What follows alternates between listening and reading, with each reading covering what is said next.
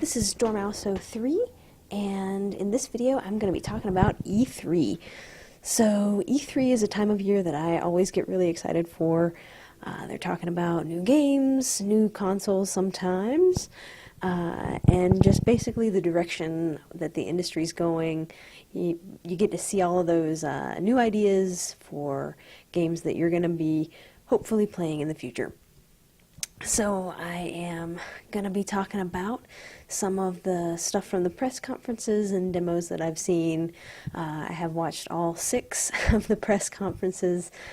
Microsoft, Sony, and Nintendo are the big ones, and then also Ubisoft, EA, and Konami.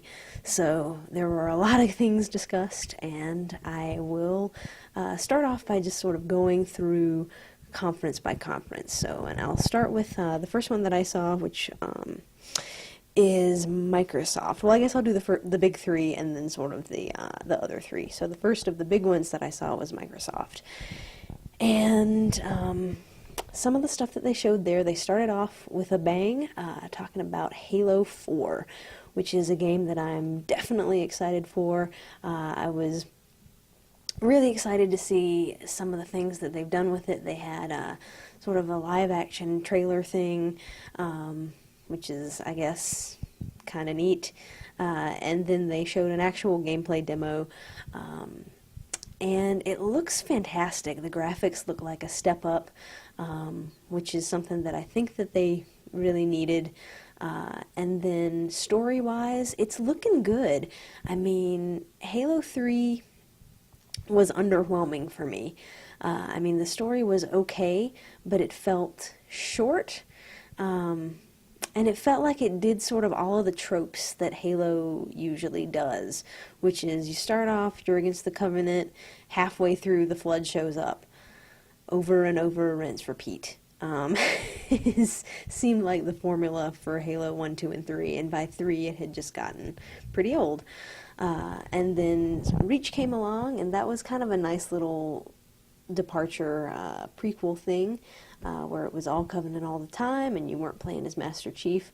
But you're returning to the suit of Master Chief in Halo 4, and you are still with Cortana, whose AI has outlived her life cycle. In the lore, the AIs are only supposed to live, I think it's 6 years, and she's been alive 7, and after 6 they start to sort of degenerate and basically go crazy, and they either die or have to be destroyed. And so that's looks to be one of the main conflicts within this game, and so I'm interested to see how they're going to explore that, whether Cortana's actually going to die, or whether you're going to find some sort of new Forerunner tech that's going to be able to save her. Something.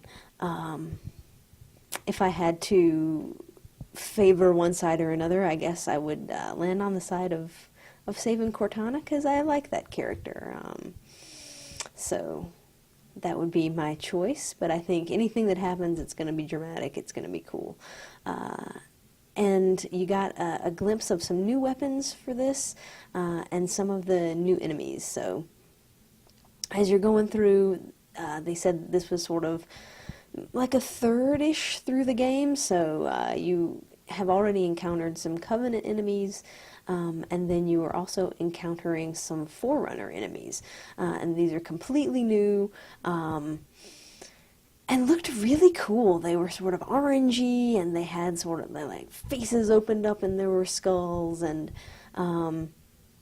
their weaponry is pretty cool. You pick it up and it like assembles itself, and it just looked neat, and it looked like a nice fresh take on Halo, which is something that I think that the series needed going forward. So I know I was kind of anxious to see what 343 was going to do with it, because the only thing that they have really done in the Halo universe so far is Anniversary, which, while it was a great, in my opinion, as an HD upgrade of the original Halo game, it wasn't a new project. It was an old game that they did some work on to revitalize and make the graphics look better and incorporate online co-op into, and added some Reach multiplayer.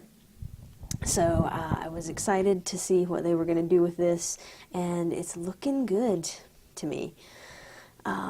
Also saw some gameplay of the Spartan Ops, which is part of the multiplayer. And I've got to say that looked really interesting too.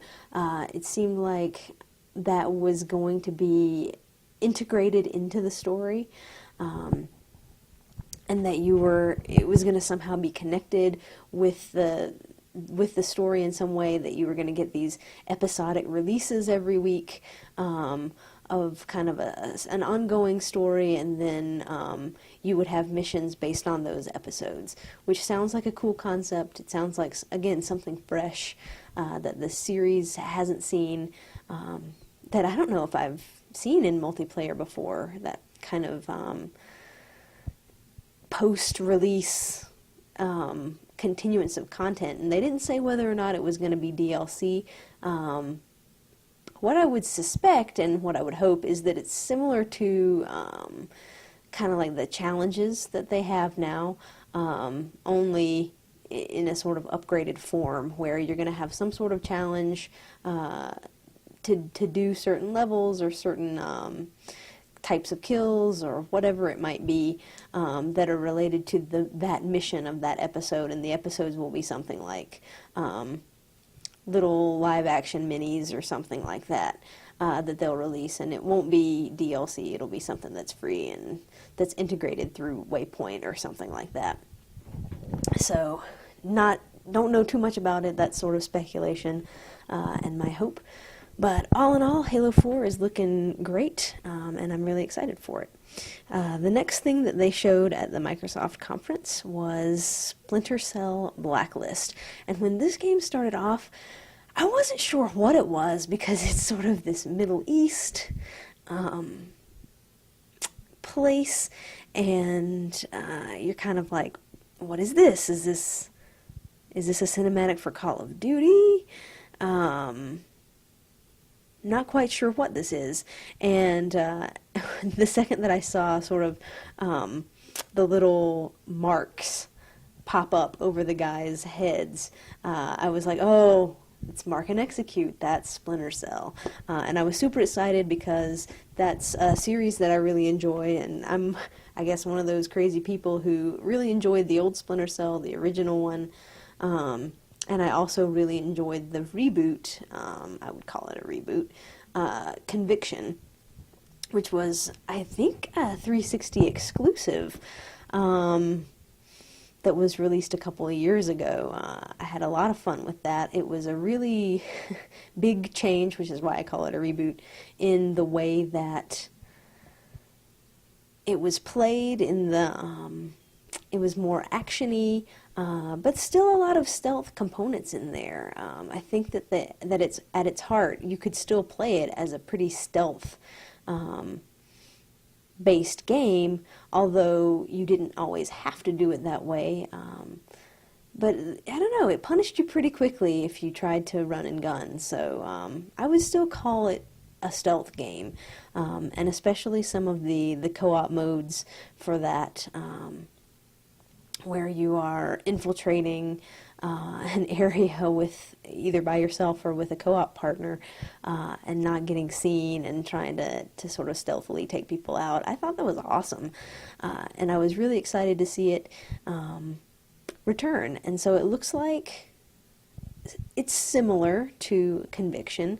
They're keeping the same style of, it looks like a little bit more action focused. The gameplay that you saw in the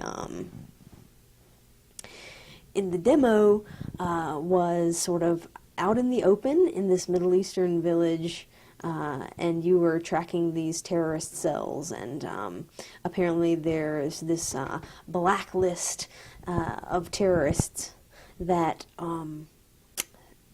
now you're called fourth echelon instead of third echelon. Third echelon's been dismantled, and now you're a part of something called fourth echelon, and Sam Fisher is going to sort of take down this blacklist of terrorist operatives. So it seems really cool. It seems like you might get to travel to a lot of different places, which hopefully means that you're going to have a lot of different types of areas and a lot of different types of gameplay to explore. So there was talk about, you know, what are you doing? This is not Splinter Cell. Splinter Cell is not in the daylight, et cetera, et cetera. And I remember hearing the same sorts of things about Resident Evil when they changed things up for 4 and 5. And it's true that those games did sort of take a departure from the sort of standard horror, survival horror genre, but I think that it took it in an innovative and interesting direction. I'm not saying that I don't miss some of those survival horror elements, because I do, and I hope that they return in 6. But I think that game series, they need to evolve, and you know, it doesn't always work, but I like to see them try to change things up. And so it feels like with this Splinter Cell, it might be an opportunity to do that. For them to take you into sort of out in the light, sort of smooth action gameplay like you're seeing in the demo, and some of that in the dark, more stealthy type of Splinter Cell that we're used to. So the only little problem that I might have with this Splinter Cell is that if it seems to focus too much on the mark and execute functions, I don't feel like Conviction had that problem. I felt like it was pretty balanced with the need to take out someone with hand-to-hand combat in order to trigger the mark and executes. And it looks like Blacklist is following that formula, that you have to take out someone with a melee in order to activate your mark and execute. I think the demo sort of maybe undersells it in a way, because the person playing just, it was obvious that they knew exactly where people were going to be, how many people were going to be in an area, how many people they needed to take down, and what they needed to do to be able to execute those takedowns. So this is someone who's obviously very well versed with the game, and it seemed to me like sort of a playthrough that you would have after you'd played through the game several times. This wouldn't be your first time through this game, because you wouldn't be able to go through it as smoothly as this person does, and I think that in going through it as smoothly as they do, it makes it seem like it's easier than it probably will be in practice. And now that's just my opinion, but yeah, I mean, it looked like the person was just sort of effortlessly flowing through melee to mark and execute to melee to mark and execute, and it just doesn't seem like your player who's playing through this for the first time, or even the first couple of times, is going to be able to do that as smoothly. It does look like Sam Fisher has some of his gadgets that he's going to be using, you know, taking out someone with distraction, electrocution, you know, things like that. I love the sticky cameras and stuff like that, so hopefully those will be making a return. And I don't know, all in all, I thought it looked great. They said that they were going to be incorporating the co-op that everybody really liked. I really thought it was awesome, from Conviction, and that there would be more of that. So here's hoping that that turns out well, and that they were going to give a return to the Spies versus Mercs multiplayer that people liked.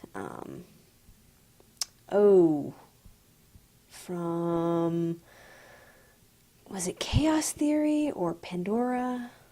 It was one of those. That I never really played that multiplayer mode, so I can't really comment on that, but apparently people liked it, so that's making a return to this one as well. So all in all, I was pretty psyched to see Splinter Cell, and I'm excited to see how it's going to turn out. Then towards the middle of the conference for Microsoft, they talked about things that I don't necessarily care as much about. They're making this real push to sell the Xbox as this entertainment center, and they showed off, all of these new entertainment partners that they have gotten.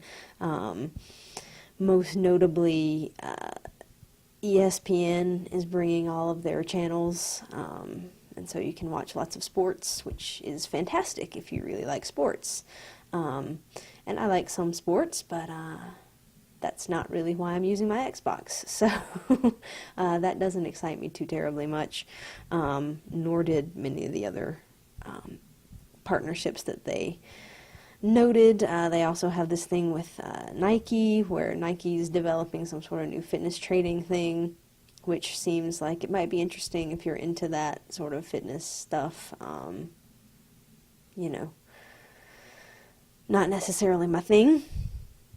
I prefer to just sort of run, go to the gym, but whatever.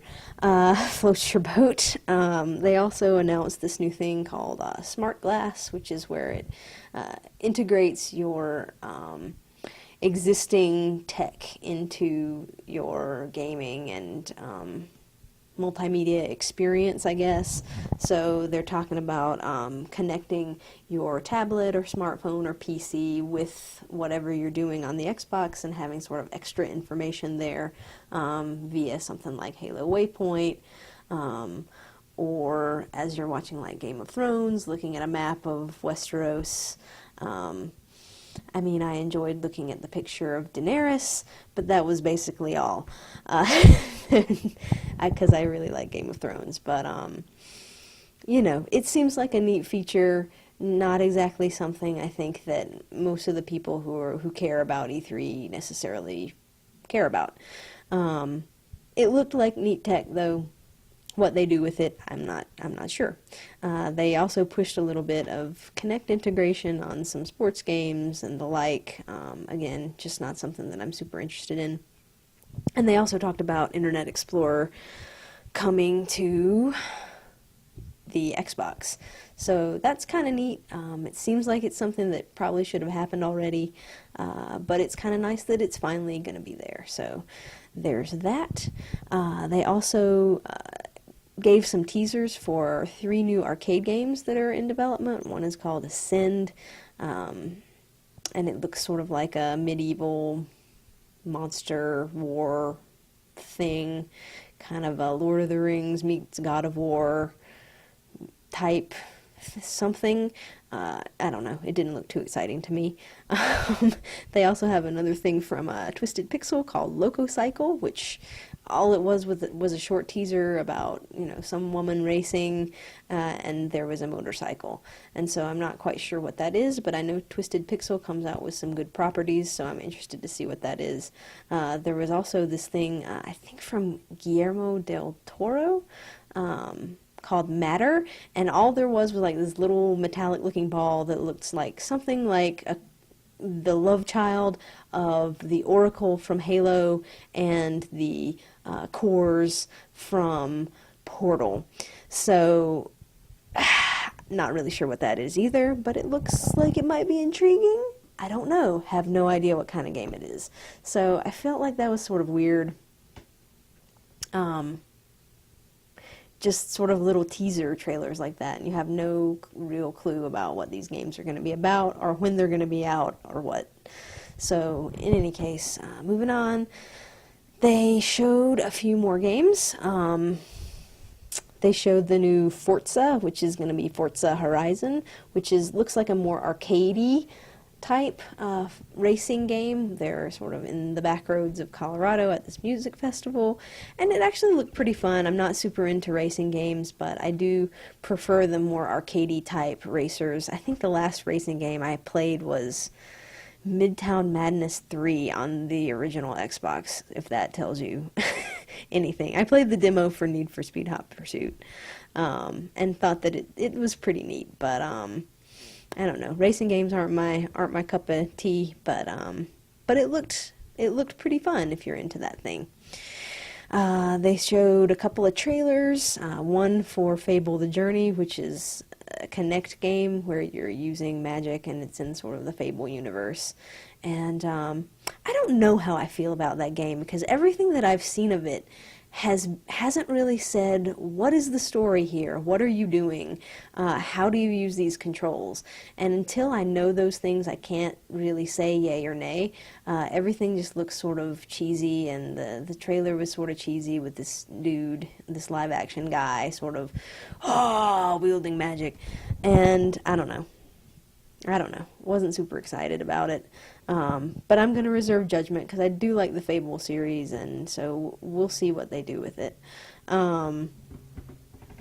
They also showed a trailer for the next Gears of War, which is going to be a prequel set, I believe, the year after E-Day. And so it's going to feature Baird as the main character, and Cole is going to be there as well. And so that sounds kind of neat, and I saw some of the multiplayer a little bit, like a 5-on-5. They mixed brute mode and horde mode, so you have like 5 of your Gears characters kind of building up fortifications and trying to protect an area, and 5 of your beasts, I guess. So your Locust and various, other classes of the Locust enemies, trying to kill the Gears and tear up their fortifications and blow up a generator or something like that. So that looked kind of neat. But what they showed in the Microsoft press conference was just like a minute-long trailer, and didn't really reveal too much. So I like the Gears series, but they didn't really show me enough within the press conference to really get excited about it. So they talked about Dance Central 3, where they had Usher come out and perform, and I mean, I like Usher. He's alright. He seems like a nice fella. It seemed a little much. It was a little over the top for my taste for a games conference, but whatever. Dance Central is a neat Kinect game, I think. And I think it uses the technology well, and I think that, it's going to be a sequel to, another sequel to that. So if you like Dance Central, you'll probably like that. They also showed this Kinect game called Wreckateer, which looked like Boom Blocks meets sort of shooting cannonballs at castles and things. I don't know. The most interesting thing about that demonstration was the girl's tattoo. It was a pretty nice arm tattoo. Other than that, not too much exciting. Not too much excitement for me for that game. They also showed a new South Park game, South Park The Stick of Truth, which actually looked pretty funny. I'm not a huge South Park fan, but it seemed funny. Matt and Trey came out, and they were pretty amusing, sort of poking fun at Microsoft for like wanting people to play a game with your hands and a controller and your smartphone and your computer from the refrigerator or something like that. Anyway, it was funny. And it does seem like a neat concept, sort of you make your own character and put yourself into an episode of South Park, where zombies and vampires and all these crazy things are happening to the town. So it seemed like it might be neat. And then they finally got back to some things that I actually care about. They talked about the new Tomb Raider, which I am super excited for. It's probably one of my most anticipated games right now. I really like the Tomb Raider series, and I like the new direction that Crystal Dynamics are taking on it, making it more mature, changing the look of Lara, going back and showing her origin story, which is something that you haven't seen before. The gameplay looked great, the graphics looked great. I'm really excited for it. So I was glad to see it and to have that release date of March 2013, which is kind of disappointing because I was looking forward to it this year.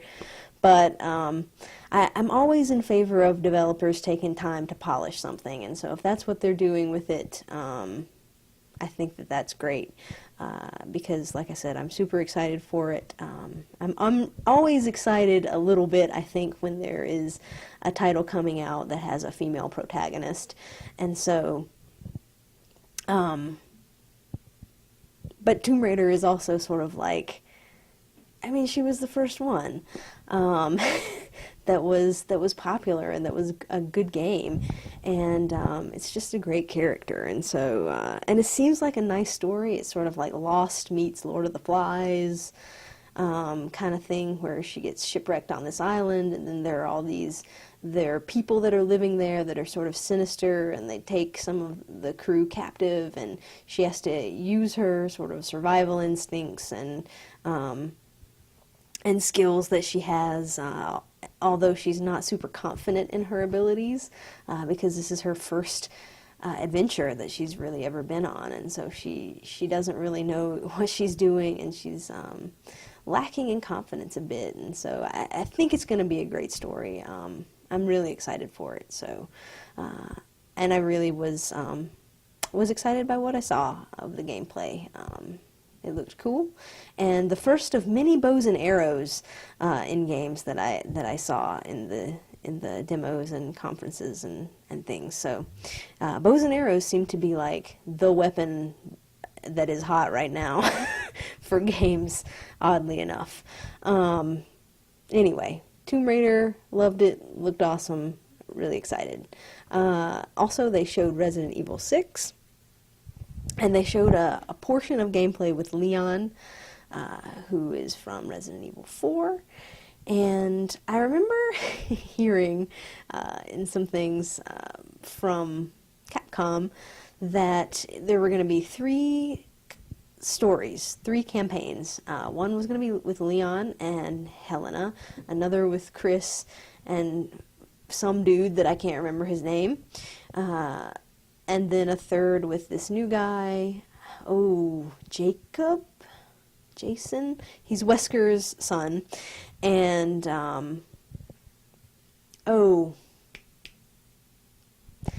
the girl from Resident Evil 2, the little girl grown up. Can't remember her name right now. But, in any case, so there's 3 different stories and, like, 3 different, gameplay types, and so the one with Leon was supposedly more survival horror, and sort of more like the style of the first games, supposedly. The one with Chris was going to be more like Resident Evil 5 with more action, and the one with Wesker's son was going to be more like focused on melee combat. And so the clips that they showed from the Leon portion, it seemed to be pretty much all action and none of this sort of walking around and anticipation and tension building.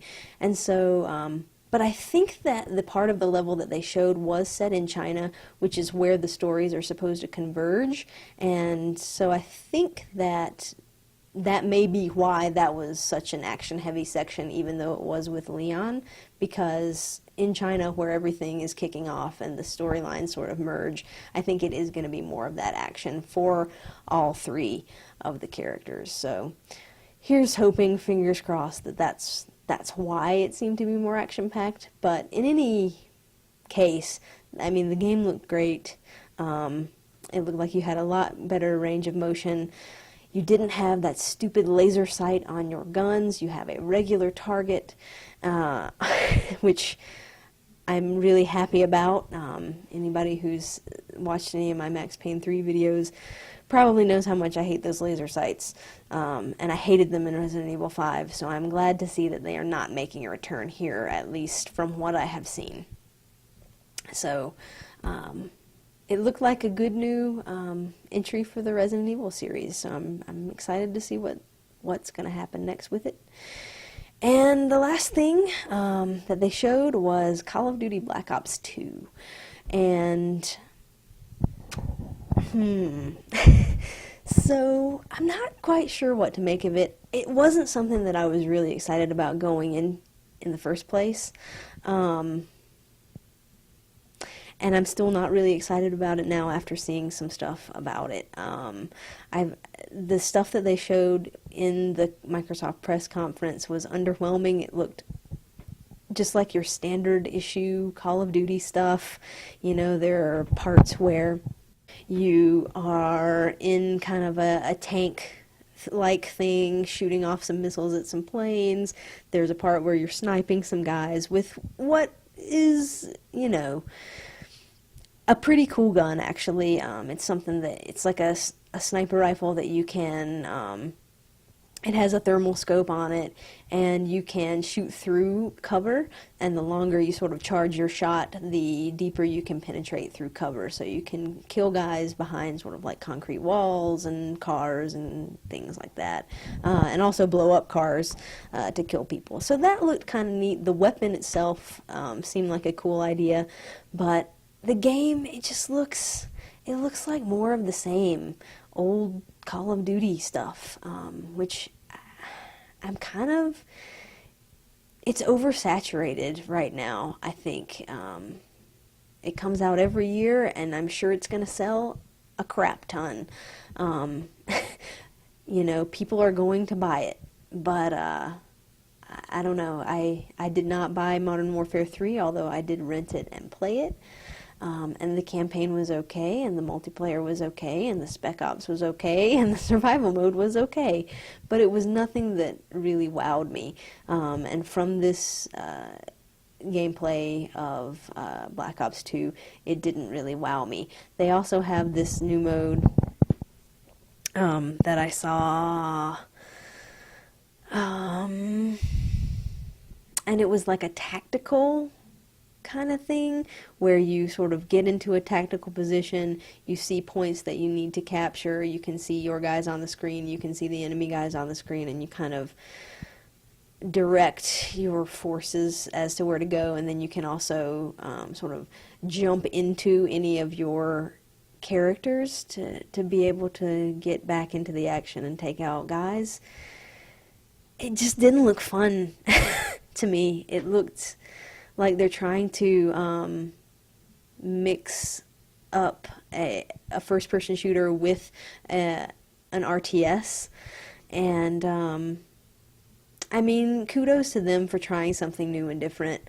It just didn't look super fun to me, and maybe that's just me. It just didn't look really fun. And overall, the game, it looks really brown. It looks really brown. And so I would have loved to have seen a little bit more color. I mean, they're setting it in the future, I think in 2025, and so I feel like there was a lot of opportunities there to do things not with just the weapons and the sort of vehicles and the types of gameplay that you have, but to do a little more with the environments as well. And, you know, maybe everything doesn't look like somebody took one of those amber filters and put it over the screen, but that's not what's been demonstrated by the demos that they showed us, so I don't know. In any case, it was underwhelming, and it doesn't sell me on Black Ops 2, so that was just my opinion. Alright, so that's the end of the Microsoft conference, and I have talked a lot, so I think I'm going to cut my video here. I had planned to do just one video talking about several, but I ended up talking a lot about a lot of the games, so I will continue probably with Sony in my next video. Thanks for watching, guys, and please do leave a comment, let me know what you think. I'd love to have some discussion about these things with people who maybe have different opinions, just different eyes on the stuff than I did, because maybe you saw things I didn't, maybe you've seen and heard things that I haven't, and I would love to know those and talk to you about it. So drop me a comment, let me know. Thanks, guys.